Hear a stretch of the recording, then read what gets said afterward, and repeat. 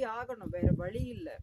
ஏன்னு கேட்டா இவர் ஒரு அடிமையாக அங்க விற்கப்பட்டு போத்திபார் வீட்டுல அந்த எஜமானுக்கு உண்மையாக இருக்கும்போது கர்த்தர் இவரோட கூட இருந்து ஆசீர்வதிக்கிறதுனால மிகவும் அழகாக ஆசீர்வதிக்கப்பட்ட மகனாக தன் எஜமானுக்கு பிரியமான ஒரு மனுஷனாக அவர் வாழ்ந்து வந்தார்.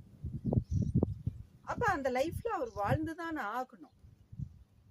அதுல இருந்து அவர் குவிட்டாக ஓட முடியாது. அந்த இடத்துல ஒரு இருளின் கிரியை, அசுத்தம், அசிங்கம், அருவருப்பு அவரிடத்துல வருகிறது. அப்ப அந்த அருவருப்ப அது அவரிடத்துல இருந்து எப்படி எடுத்து போடணுங்கிறத அந்த இடத்துல அவர் ஹேண்டில் பண்ண விஷயம்.